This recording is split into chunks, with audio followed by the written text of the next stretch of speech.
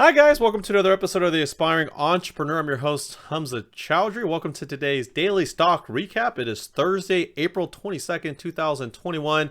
I hope you guys had a wonderful trading day. I know there was a lot to talk about, so we'll jump right into it. With that said, guys, as always, appreciate if you hit that like button and subscribe to our channel. We're a 100% free content channel. Just want to thank you guys. Yesterday we actually set some new records for the channel in terms of number of views given the amount of time, number of likes. Everything was awesome and you guys did such a great job. I appreciate it again, as always, supporting you guys. If you have any questions, comments, always post them below. I do respond to every single comment.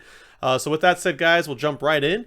And if you're new to this channel, in this video, we cover, check out our Sunday videos where we go over new stocks or tickers that we're covering. And typically we have a handful that we cover consistently. And what we do is during the week, we do a recap just to talk about either trades that we've taken outside of those tickers or just those tickers in general and how they're performing. And so for this week, we're doing Apple, Tesla, Palantir.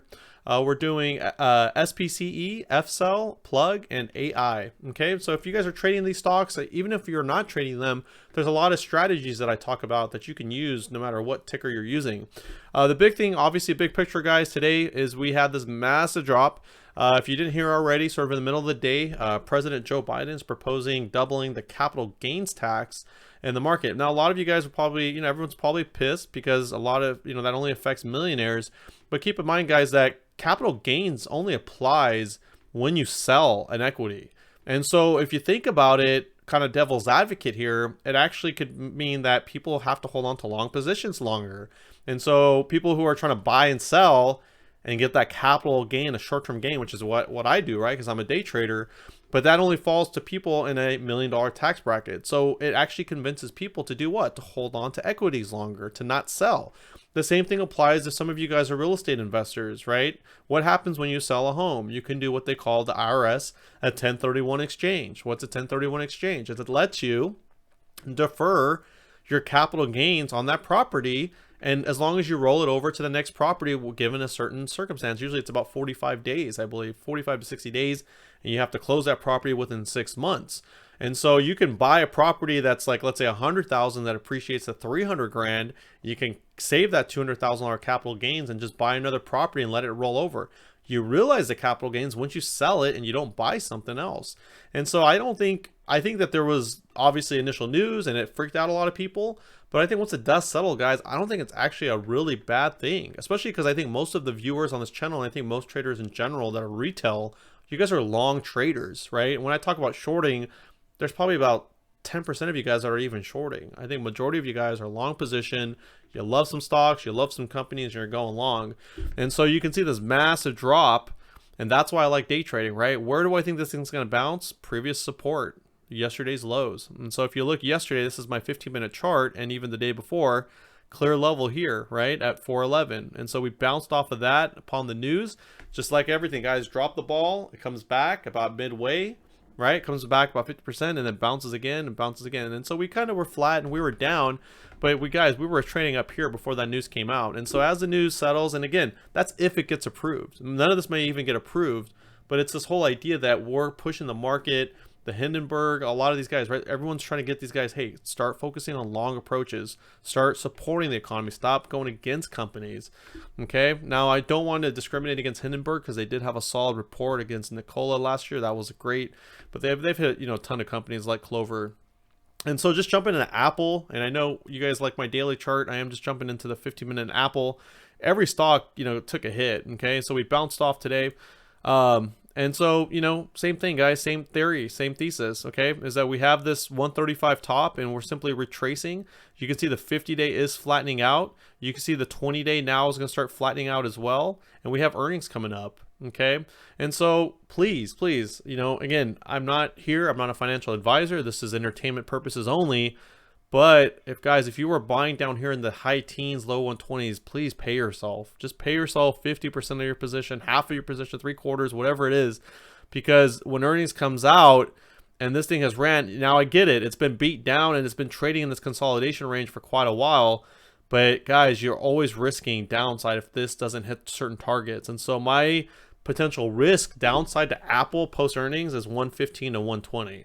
Okay, if you're okay with that and you don't mind, then just hold on to your shares. But I don't see why you wouldn't want to buy, sell, or sell majority or half and then rebuy and potentially even if it tanks. So again, it can, and I could be completely wrong. It could be making all-time highs. That's a very likely possibility too. But just the way it's been forming the market, the way it is, like I mentioned with the SPY and the overextension, it just feels like it needs to pull back for this to all make sense. Okay, so again, I could be completely wrong, guys. If you feel like I'm wrong, feel free to post below. We could always have a discussion about that. Tesla, strong stock, guys. We've talked about it, and we draw all these pretty pictures every day, right? So the low, we had the high, we had the higher low, we had the failure to succeed, we had the failure to fail, and we broke out of that top. And this play, we've talked about it a handful of times, the 710, 715. But now we also have support, which is what I mentioned here, is that we're going to see a lot of support on that breakout, which was this 710 level. Okay, and that's what you saw today. Now, unfortunately, Tesla has really, took a big beating when that news came out, and so we were trading at 755 or 753 at open, and then basically the stock kind of winded down, and then all of a sudden it tanked about 20, it was like 15 points in a minute, given the news, and so it was a pretty red day for the market across the board. So don't take that like as if it was just Tesla, but still bullish on the stock. It's still uptrending. We're still seeing the higher highs, and so again, let the dust settle. We'll reclaim all these levels. I don't think it's a big issue. And keep in mind, guys, we're only 2 days away from Tesla earnings. And so that I'm a little more on the bullish side for Tesla, just given the fact that it has been beaten down and the fact that last earnings, we were trading actually much higher, about almost $100 higher than where we're trading right now. I believe we're actually trading at all-time highs around $850. And so we're trading over $100 less at this earnings. And so I don't really see, when a stock's been already beaten down, there's still a chance. Now again, if you bought down here and you have a 25% return on Tesla, please pay yourself, okay? I would minimize my position, okay? And so definitely risk manage. But again, guys, we had some solid bounces off that 710, 715 level, which I've been mentioning is where we broke out in order to get this sort of bull run on Tesla. And so look for that next week on Monday when that comes out. And Palantir, same thing, is that Palantir is, had a great day and managed green. And what I thought was really nice today until we had that dump was, for once, well, we were trading up here up the 50-day, but we actually were bouncing off the 20-day. And the 20-day now you can see is actually flattening out and was starting to come back into positive, starting to go positive. And then also we have that tank. And so we have this doji candle. I won't look too much into it, but it's basically a reaction to what happened today. But guys, still, we managed 23% positive. We were positive yesterday. And so this tells me that we're starting to possibly see a trend reversal into Palantir. And like I mentioned before, same play, 3150 is my short-term price target. That hasn't changed. But like I said, just seeing the fact that we can now potentially bounce off the 20-day, that would be a good sign of a bullish, start for Palantir. But you can see that we clearly ended below that. And so it's just the overall market. I think tomorrow we'll reclaim a lot of these losses, let the dust settle. Again, it's just a proposal. It's not a law that's passed. And if it is, again, people are going to have to invest their money somewhere. And so it's just, I think it's going to happen, and people just won't sell. They'll be forcing more longs to get into the game. Spce, I mean, guys, we had the bottom here. We mentioned same play, right? We mentioned that we had this top, we had this lower, right? A lower, and then a higher low, and then we had a lower high, and then we started what we thought would be sort of a trend reversal, ended up what we said failing, and it failed right here on this candle, okay? And so when this low was broken right here, that's when you could have easily gotten out of your long position if you didn't want to hold it. But like I mentioned before, is now we're going to make new lows, and we have it confirmed by this double bottom, and then we're going to come back and retest and use some type of resistance, which in this case we have good consolidation at the 200-day.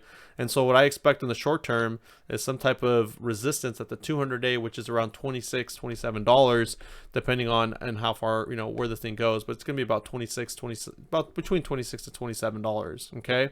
And so that's the play for SPCE, and we're seeing that set up everywhere. What I was really surprised on today specifically was Fcel, FuelCell, okay? I mentioned to you my short-term price target was $11, and we ended up getting $10.50, and this thing really ran. So yesterday's low was $8.20, and I mentioned to you guys that trading off the 200-day, which is an area of support, right? It's an area of interest, was a good game plan. And so there was plenty of room to buy here. and you can see that this thing just ran up on great volume. And again, we had great momentum for the stock. You can see the high today was 1043, but then all of a sudden the whole market itself kind of went down. So I do see a trend reversal here. I see the volume is definitely picking up, but let's just see what happens if we can get back up here within the next few days. Like I mentioned before, my short-term price target was just kind of in this level here. Okay, so it's basically going to be between around 11 to $12. Okay, that's what we're aiming for. I think we said 11 on Sunday's video, and that's what we're going to go. Okay, is we're going to stick to. And it's the same idea, guys, is that you had this low here, you had a high, and then you had this sort of low, but it faded, and then it sort of flattened up, and it found its sort of support on a previous low. And so it doesn't necessarily mean it broke the thesis, but then all of a sudden, right, it couldn't break that high. It found that as resistance. And so what does it do? It says, okay, I can't break this, I can't break this, let me retest that. Okay, that didn't work, so now let me just make a new low. And that's what it did. And so Fcel has been beaten down. I mentioned before, recently it traded as high as $28, which was right back up here, and now it was trading like as low as like 8. And so it's, 60% off. And so I think the buyers are stepping in, and I think, 200 days, guys, is an area of interest. But now you can see everything's downhill, right? Everything's sloping down. And so when you have that, it's on the bearish side. We can assume that constantly the 20 days acting as resistance. And so that's why I was saying with the way that this price action's going, I wouldn't be surprised if $11 was a near-term price target for Fcel, okay? Because it constantly bounces off of this 20-day, just like it did here and just like it did back here, okay? And then the other stock we added to the channel this week is Plug. And same play as well. A lot of these beaten up stocks have these, crave these great floors at $23, $24. And again, guys, this stock was trading as high as $28. I mentioned yesterday in the previous days that our near-term price target was $30 for Plug. Again, we're getting there. We almost got there, and then we had the sell-off. And so same thing here, guys. It's the same play, is that, again, you're taking this ball, it bounces, and then it bounces, it goes lower, and then lower, and lower, and then lower. And then we have this flush, and so what we're looking for is a retracement of this level here. And so I mentioned around $30 is where I would see it.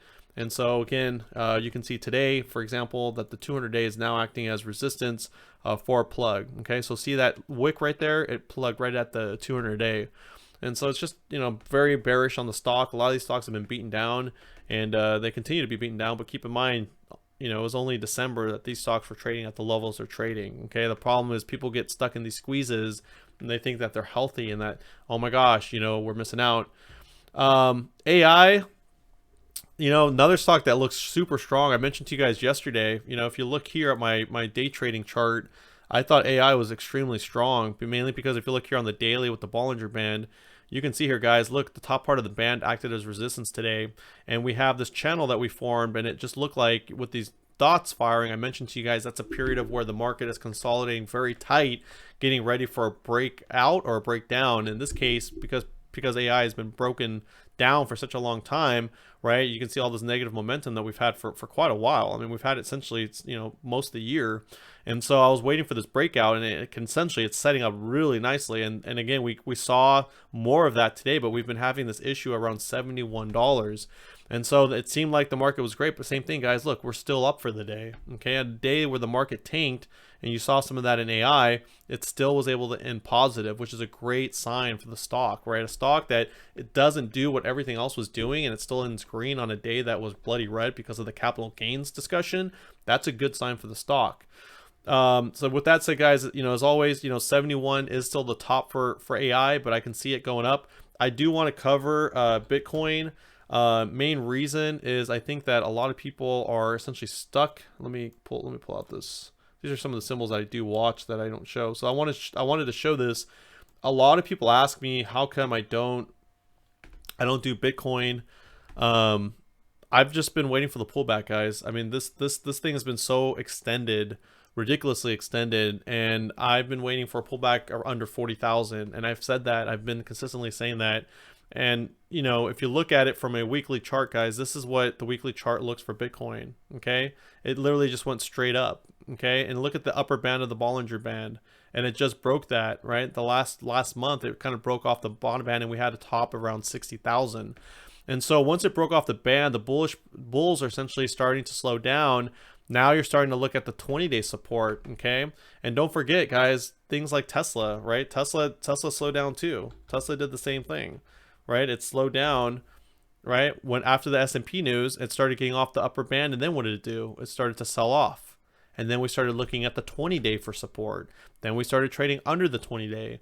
And so I'm not, again, most of you guys who are watching are probably, you know, long-term, you know, bullish on the stock, and you know, again, I or you know, bullish on Bitcoin, and I believe in it. I think it is the term of the future. But guys, if you look at the chart, you know, it's just completely just up in the air. Look at the monthly chart, guys. It's literally like throwing something up in the air.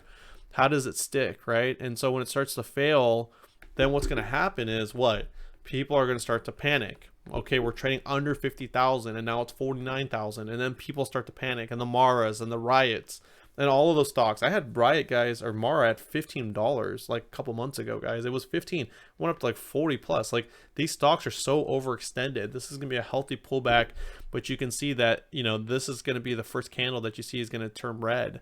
And so I think a lot of people are going to start to flip out, but this thing's gone completely in the air. And if you were back here just a few months ago at 11, 12,000, and now you're at 50, 60,000, you know, it's time to cash out, pay yourself some of that position, and you can obviously buy back on the dips.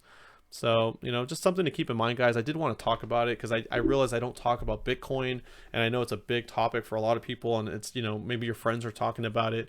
So just something to keep in mind. But as always, guys, I appreciate you, and I hope if you guys have any sort of differences in opinion, feel free to share them below. I think we're all learning from each other, and as always, guys, I appreciate you. So take care, and I'll see you guys tomorrow. Take care. Bye-bye.